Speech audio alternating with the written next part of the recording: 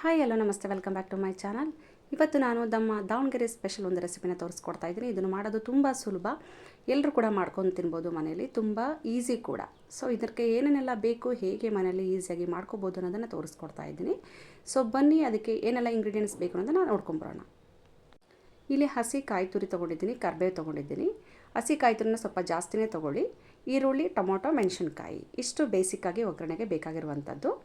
ನಾನು ಪ್ಯಾನಲ್ಲಿ ಎಣ್ಣೆನ ಹಾಕ್ಬಿಟ್ಟು ರೆಡಿ ಮಾಡ್ಕೊಂಡಿದ್ದೀನಿ, ಅಂದರೆ ಬಿಸಿ ಮಾಡ್ಕೊಳ್ಳೋದಕ್ಕೆ ಇಟ್ಕೊಂಡಿದ್ದೀನಿ. ಎಣ್ಣೆ ಕಾದ ನಂತರ ಸಾಸಿವೆ ಕಾಳು ಮತ್ತು ಸ್ವಲ್ಪ ಜೀರಿಗೆನ ಹಾಕ್ಕೋಬೇಕು. ಇದು ಎಣ್ಣೆ ಲೈಟಾಗಿ ಕಾದಿತ್ತು, ಸೊ ಹಾಗಾಗಿ ನಾನು ಸ್ವಲ್ಪ ವೆಯ್ಟ್ ಮಾಡಿದೆ. ಆಮೇಲೆ ಅದು ಚಟಪಟ ಅಂತ ಸಿಡಿಯೋದಕ್ಕೆ ಸ್ಟಾರ್ಟ್ ಆದಮೇಲೆ ಹಸಿ ಕರಿಬೇವನ್ನ ನಾನು ಒಗ್ಗರಣೆ ಹಾಕ್ಕೊಳ್ತಾ ಇದ್ದೀನಿ. ಇಲ್ಲಿ ಹಸಿದು ಅಂತ ಏನಿಲ್ಲ, ನೀವು ಒಣಗಿಸಿಟ್ಕೊಂಡು ಕರಿಬೇವು ಕೂಡ ಹಾಕ್ಕೋಬೋದು, ಬಟ್ ಫ್ರೆಶ್ ಇದ್ದರೆ ತುಂಬ ಒಳ್ಳೆಯದು.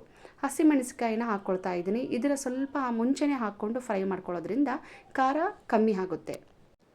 ಇದು ಸ್ವಲ್ಪ ಎಣ್ಣೆಲಿ ಚೆನ್ನಾಗಿ ಬೆಂದರೆ ತಿನ್ನುವಾಗಲೂ ಕೂಡ ತುಂಬ ರುಚಿ ಇರುತ್ತೆ. ಹಸಿಮೆಣಸಿಕಾಯಿನ ತಿಂದೇ ಇರೋರು ಕೂಡ ತಿನ್ಬೋದು, ಅಷ್ಟು ರುಚಿಯಾಗಿ ಬರುತ್ತೆ.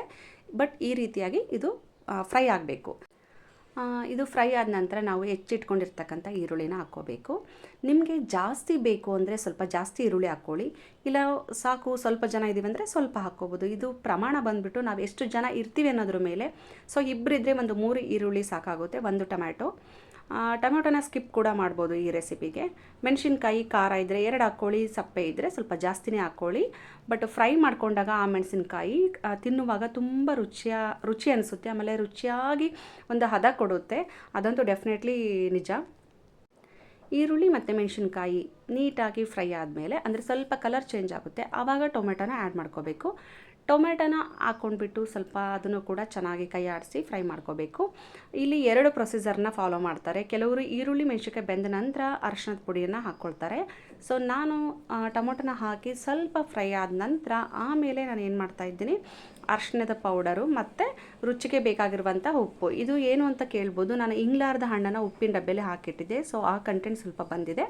ಇದನ್ನು ನಾವು ಒಗ್ಗರಣೆಗೆ ಹಾಕ್ಕೊಂಡ್ರೂ ನಡೆಯುತ್ತೆ, ಇಲ್ಲಾಂದರೆ ಬೇಡ ಅಂದರೆ ಸೈಡಿಗೆ ಎತ್ತಿಟ್ಕೊಂಡು ನಾವು ಓನಾಗಿ ಅದನ್ನು ಸೇವನೆ ಮಾಡಿದರೂ ಏನು ಪ್ರಾಬ್ಲಮ್ ಇಲ್ಲ. ಬಟ್ ಅದು ಹೆಲ್ತಿಗೆ ತುಂಬ ಒಳ್ಳೆಯದು.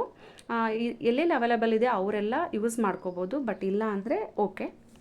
ಒಗ್ಗರಣೆ ಎಲ್ಲ ಫ್ರೈ ಆದಮೇಲೆ ನಾನು ಮಂಡಕ್ಕಿನ ನೆನೆಸಿ ಒಂದು ಕಡೆ ತೆಗೆದಿಟ್ಕೊಂಡಿದ್ದೀನಿ. ಇದಕ್ಕೆ ರುಚಿಗೆ ಬೇಕಾಗುವಂತಹ ಒಂದು ನಿಂಬೆಹಣ್ಣಿನ ರಸವನ್ನು ಸೇರಿಸ್ಕೊಳ್ತಾ ಇದ್ದೀನಿ. ಇನ್ನೂ ಸ್ವಲ್ಪ ಬೇಕು ಅನಿಸಿದ್ರೆ ನಿಮಗೆ ಸಣ್ಣ ಉಪ್ಪನ್ನು ಹಾಕ್ಕೋಬೋದು. ಮತ್ತು ಒಗ್ಗರಣೆ ಹಾಕ್ಕೊಂಡು ಬೇಯಿಸಿರ್ತಕ್ಕಂಥ ಒಗ್ಗರಣೆ ಹಾಕ್ಕೊಂಡು ಹಸಿ ಕೊಬ್ಬರಿನ ಸ್ವಲ್ಪ ಧಾರಾಳವಾಗಿ ಹಾಕ್ಕೊಳ್ಳಿ.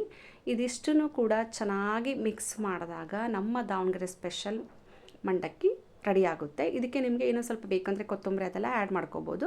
ಸೊ ಇಲ್ಲಿ ನನ್ನ ಮಕ್ಕಳು ಕೊತ್ತಂಬರಿ ಸೊಪ್ಪನ್ನು ಆ್ಯಡ್ ಮಾಡಿದರೆ ತಿನ್ನಲ್ಲ ಅಂತ ಹೇಳ್ಬಿಟ್ಟು ನಾನು ಸ್ಕಿಪ್ ಮಾಡಿದ್ದೀನಿ ಅಷ್ಟೇ. ನೀವು ಕೊತ್ತಂಬರಿ ಕೂಡ ಹಾಕ್ಕೊಳ್ಳಿ, ತುಂಬ ರುಚಿಯಾಗಿರುತ್ತೆ. ಕೊಬ್ಬರಿನ ಸ್ವಲ್ಪ ಮಂಡಕ್ಕಿಗೆ ಜಾಸ್ತಿ ಹಾಕ್ಕೊಳ್ಳೋದ್ರಿಂದ ಅದರ ಒಂದು ರುಚಿ ಉಲ್ಬಣವಾಗುತ್ತೆ, ಅಂದರೆ ಜಾಸ್ತಿ ಆಗುತ್ತೆ.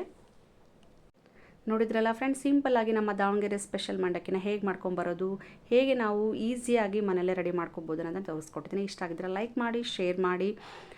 ಅದಕ್ಕೂ ಮೊದಲು ಯಾರೆಲ್ಲ ನನ್ನ ಚಾನಲ್ನ ಸಬ್ಸ್ಕ್ರೈಬ್ ಮಾಡದೆ ನೋಡ್ತಾ ಇದ್ರಿ, ಪ್ಲೀಸ್ ಸಬ್ಸ್ಕ್ರೈಬ್ ಮಾಡಿ. ಹಾಗೆ ಪಕ್ಕದಲ್ಲಿರೋ ಬೆಲ್ಲೈಕನ್ನ ಪ್ರೆಸ್ ಮಾಡಿ ಆಲ್ ಅಂತ ಕೊಡಿ, ಆಗ ನಾನು ಹಾಕೋ ಎಲ್ಲ ವೀಡಿಯೋಸ್ ನೋಟಿಫಿಕೇಷನ್ ಕೂಡ ಬಂದು ನಿಮಗೆ ರೀಚ್ ಆಗುತ್ತೆ.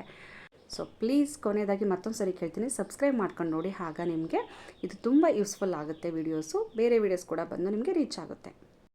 ಇದೇ ರೀತಿ ಮತ್ತೊಂದು ರೆಸಿಪಿ, ಮತ್ತೊಂದು ಹೊಸ ವೀಡಿಯೋದೊಂದಿಗೆ ಸಿಗ್ತೀನಿ. ಅಲ್ಲಿವರೆಗೂ ನಮಸ್ಕಾರ. Thank you for watching. Take care. Bye.